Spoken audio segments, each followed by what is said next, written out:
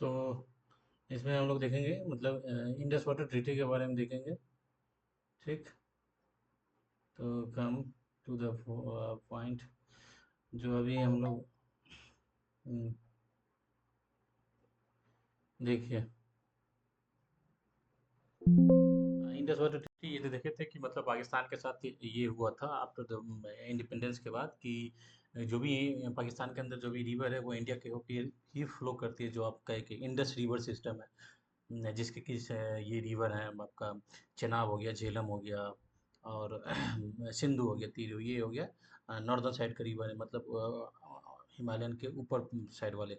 जो western river भी इसको बोलते हैं। ईस्टर्न में आ जाइएगा तो आप इधर हो गया सतलज हो गया, सतलज और रावी एंड ब्यास। हम कभी इसको मैप में देख लेंगे। ठीक।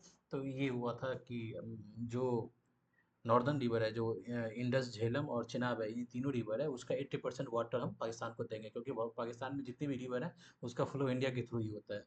तो हम ये हुआ था डील कि भाई हम 80% वाटर तुमको देंगे, 20% वाटर इंडिया यूज करेगा। और जो ईस्टर्न रिवर है, जो सतलज, सतलज, ब्यास और रावी, इसमें ये हुआ था कि भाई हम 80% कहाँ यूज करेंगे, 20% तुम्हें देंगे। ठीक। ये हुआ था। तो ये जो डील हुआ था 1968 में इंडिया पाकिस्तान के बीच हुआ था। इंडिया में फुल राइट सतलज, ब्यास, रावी, मतलब ये ईस्टर्न वाले पार्ट पे पाकिस्तान को ये तीन दिए थे, India, Indus, Jhelum and Chenab. ठीक।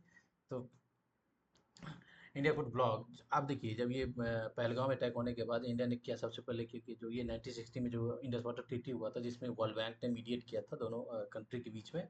तो इंडिया ने बोला कि भाई हम हमें अब ये बड़ा दिल नहीं रखना है, हमको ये ट्रीटी को ख़त्म करना है, अभी सस्पेंड कर देना है। तो मतलब इसको होल्ड पे डाल दिया है कि जो भी कंडीशन था उसको इंडिया अब नहीं मानने को तैयार नहीं है। ठीक। तो आप देखिए जैसे ही इंडिया ने वाटर को रोक दिया तो पाकिस्तान में क्या, वाटर का सप्लाई सीवियरली रिड्यूस्ड, बहुत कम हो जाएगा। अब जब वाटर का सप्लाई नहीं होगा रिवर के अंदर तो उससे क्या क्या इम्पैक्ट होगा, वो कंसिक्वेंसेज क्या होंगे इंडिया पाकिस्तान के अंदर, वो हम देखते हैं। जो पाकिस्तान के ये मतलब एग्रीकल्चर है, एग्रीकल्चर देखोगे 90% of Pakistan agriculture depends on Indus. ठीक। और पाकिस्तान क्या इंडस्ट्री बेस्ड है नहीं, इंडस्ट्री बेस्ड इकॉनमी है नहीं, एग्रीकल्चर बेस्ड इकॉनमी है उसके अंदर। और जो भी एग्रीकल्चर के लिए वाटर का जो इरिगेशन की ज़रूरत होती है वो इंडस रिवर के थ्रू होती है। इंडस रिवर इंडिया से फ्लो करता है, तो हमने रिवर के पानी को रोक दिया तो पानी जाएगा नहीं, तो एग्रीकल्चर इम्पैक्ट होगा। ठीक। उसके बाद आता है एनर्जी का। एनर्जी, एनर्जी में हाइड्रो इलेक्ट्रिसिटी जो होता है, जैसे कि जब हम डैम बनाते हैं वाटर को स्टोर करते हैं, फिर वाटर का फ्लो होता है और फिर उससे क्या होता है टरबाइन के थ्रू हम हाइड्रो इलेक्ट्रिसिटी प्रोड्यूस करते हैं। तो पाकिस्तान में लगभग 25%, 25 to 30% जो उसका हाइड्रो इलेक्ट्रिसिटी है वो फुलफिल नहीं होगा, वो जाए, क्योंकि हम वाटर दे ही नहीं रहे हैं, तो वाटर स्टोर कहाँ से होगा, डैम उस डैम में स्टोर कहाँ से होगा, और फिर वो टरबाइन चलाएगा कहाँ से। तो हाइड्रो इलेक्ट्रिसिटी जनरेट नहीं हुआ तो इलेक्ट्रिसिटी रिड्यूस, इलेक्ट्रिसिटी का कमी हो जाएगी, ब्लैकआउट आएगा। इससे क्या होगा, देखिए जैसे मेजर क्रॉप हो गया, जब एग्रीकल्चर में पानी नहीं जाएगा, मेजर क्रॉप क्या हो गया, व्हीट हो गया, राइस हो गया और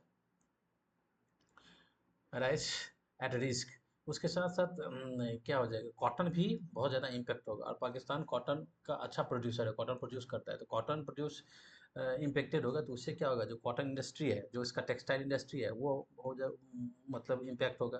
तो टेक्सटाइल इंडस्ट्री में उसका एम्प्लॉयमेंट होगा ही नहीं। ठीक। फूड शॉर्टेज, प्राइस हाइक, जब फूड शॉर्टेज होगा नहीं, प्राइस हाइक होगा, फार्मर डिस्ट्रेस होगा। फार्मर, पानी जा ही नहीं रहा है तो प्रोडक्शन होगा ही नहीं, तो उससे उसका फूड सिक्योरिटी फुलफिल होगा ही नहीं।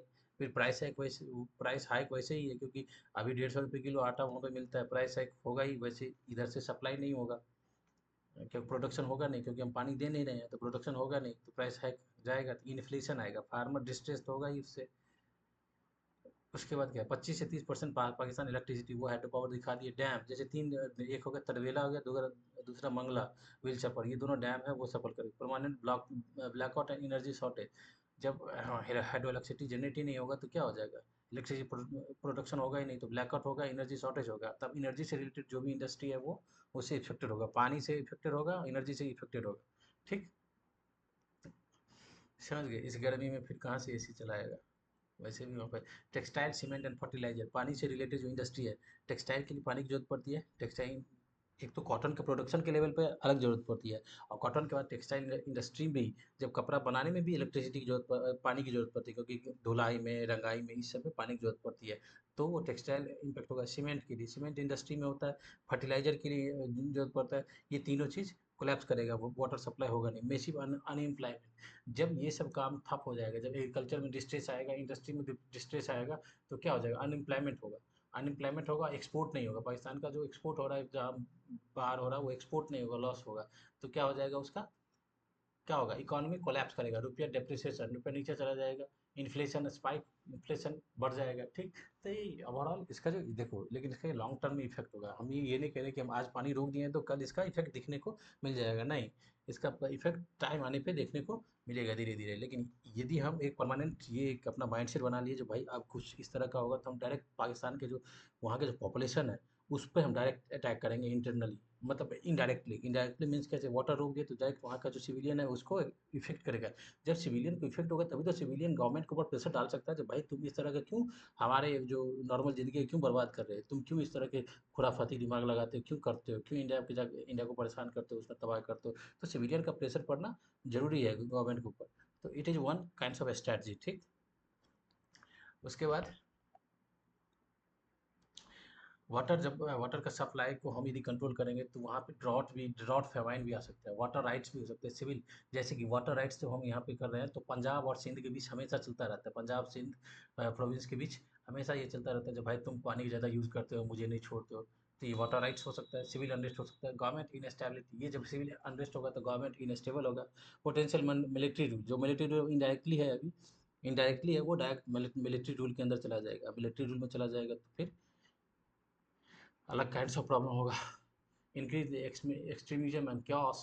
एक्सट्रीमिज्म वैसे ही बीएलए उसके लिए जो है क्या कहते हैं आपका, बलूचिस्तान में वैसे ही वो कह रहा है कि भाई हम अलग हो जाएंगे। इधर खैबर पख्तूनख्वा में है जो टीटीपी है, जो तहरीक तालिबान पाकिस्तान है, ये सब ऑर्गेनाइजेशन है, ये सब कह रहा है भाई हमको अलग कर दो।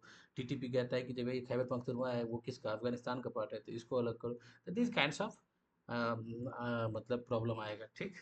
तो लेकिन हम इसको आने में टाइम लगेगा, लेकिन हमारा जो एक इस तरह का जब ये स्टेप हुआ ना, तो हमको एक 50 ईयर 100 ईयर प्रोग्राम माइंड में करके चलना पड़ेगा। ये नहीं कि हमारी गवर्नमेंट चेंज हो जाएगा तो पॉलिसी लेवल पर हम चेंज करेंगे, नहीं। यदि उसका जो पाकिस्तान का जो एक एटीट्यूड है, मतलब फ्रॉम द बिगनिंग, मतलब 1947 के बाद से जो उसका जो एटीट्यूड है वो जब तक चेंज नहीं होगा परमानेंटली, तो तक हम अपने पॉलिसी जो हमारा 50 ईयर 100 ईयर का जो पॉलिसी होना चाहिए वो चेंज नहीं होगा। जैसे कि भाई अब यदि तुम एक भी टेररिस्ट एक्टिविटी हमारे अंदर करोगे तो हम डायरेक्ट ऐसा अटैक करेंगे जिसमें कि तुम तिल तिल के मरोगे, पानी के बिना मरोगे।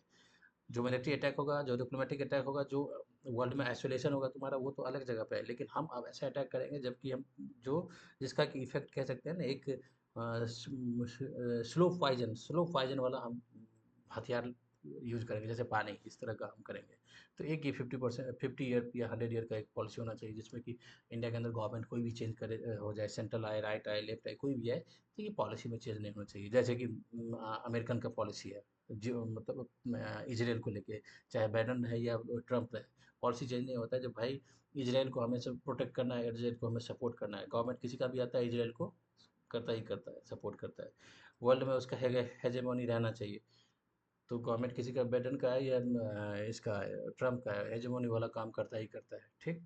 थोड़ा बहुत पॉलिसी पे आप देख सकते हो, जैसे रशिया के साथ ये रिपब्लिकन और डेमोक्रेट का अलग अपना एंगल है, नाटो के लीगल दोनों का अपना अलग एंगल है। नाटो में जैसे अमेरिकन कहता है कि ट्रम्प कहता है कि नाटो में हम खर्चा नहीं करेंगे, और बाइडेन ने कहा था NATO NATO essential for the west. तो थोड़ा बहुत होता है। तो इसी तरह से हमारी एक पॉलिसी होनी चाहिए पाकिस्तान को लेकर, ठीक है। जो हमारा नेबरहुड है, अदर को छोड़ दीजिए, अभी हमें पाकिस्तान पे फोकस करना, पाकिस्तान को लेकर एकदम क्लियर कट पॉलिसी होनी चाहिए। उस पॉलिसी में मतलब एक तरह से एक प्रियम्बल बन जाए जो भाई ये पैरामीटर रहना रहेगा, गवर्नमेंट किसी का भी आए, तो तभी जाके एक परमानेंट हो सकता है सॉल्यूशन, नहीं तो ये पाकिस्तान में हल्के में दैट्स ऑल। सो